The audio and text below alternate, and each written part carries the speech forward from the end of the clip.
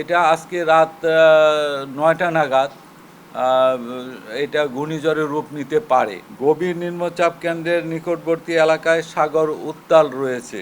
2 metre পর্যন্ত জলোচ্ছ্বাসের সম্ভাবনা আছে।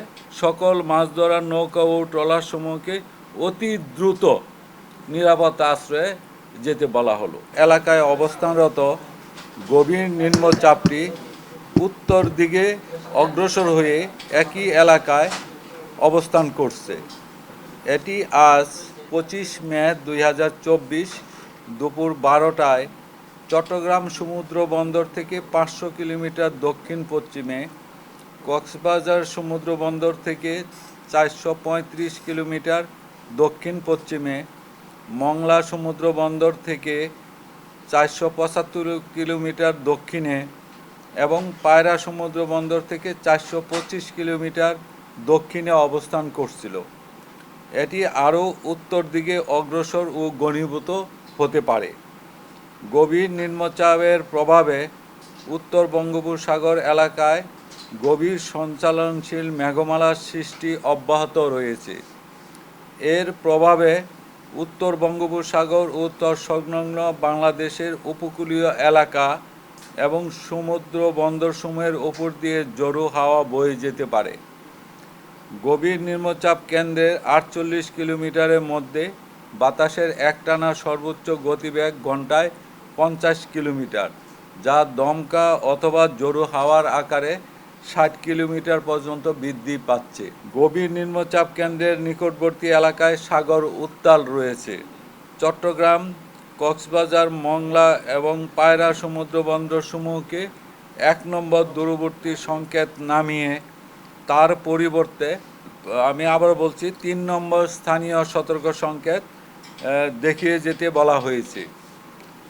উত্তর বঙ্গোপসাগর ও গভীর সাগরে অবস্থানরত সকল মাছ ধরার নৌকা ও ট্রলারসমূহকে অতি দ্রুত নিরাপদ আশ্রয়ে যেতে বলা হলো।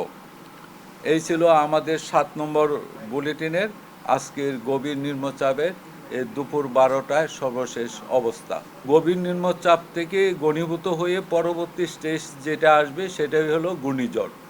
ঘূর্ণিঝড় যখন আসবে তখনই এটা আজকে রাত 9টা নাগাদ এটা ঘূর্ণিঝড়ের রূপ নিতে পারে। নগদে 500 টাকা বা তার বেশি পেমেন্টে পেতে পারেন ঢাকায় জমিসহ 20 কোটি টাকার পুরস্কার।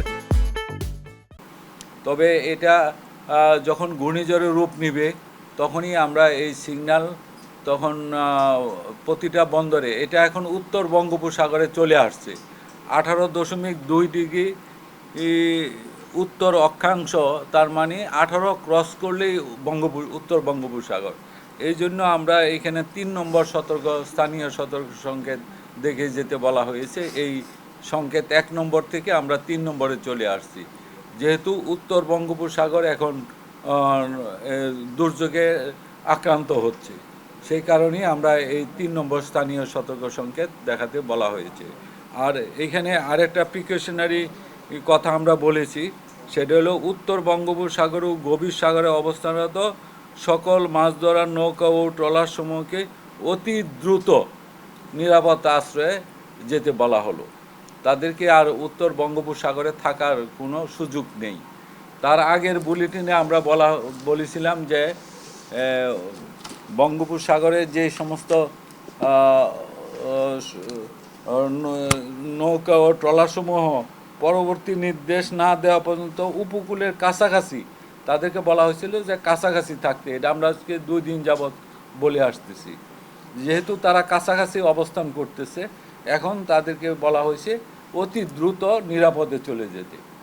এখন আর সুযোগ নাই যে তারা বঙ্গোপসাগরের ভিতরে বিচরণ করার বা মাছ ধরার। ঘূর্ণিঝড়ের রূপ নেওয়ার সম্ভাবনা আমরা দেখতেছি। আমাদের যে বিভিন্ন প্রিডিকশন, বিভিন্ন অ্যানালাইসিস আমরা যেটা পাচ্ছি, তাতে রাত 9টায় এটা ঘূর্ণিঝড়ের রূপ নেওয়ার একটা মানে সিগনেচার বা সম্ভাবনা আমরা এখানে পাচ্ছি। এটি আরও শক্তি বাড়ানোরও সম্ভাবনা আছে, যেহেতু উত্তর বঙ্গোপসাগরের কাছে এসে অনেক সময় এটা যেহেতু একদম সাগরের মাঝামাঝি জায়গা দিয়ে আসতে, এটা যদি ইন্ডিয়ার কোস্ট ঘেঁষে আসতো তাহলে শক্তি সঞ্চয় করার সুযোগটা কম পেত। আর যেহেতু এটা সাগরের একদম মধ্যভাগ দিয়ে আসতেছে, সুতরাং এটার ডানে বামে চতুর্দিকেই শক্তি সঞ্চয় করার জন্য যে পরিবেশ সেটা এখানে রয়েছে।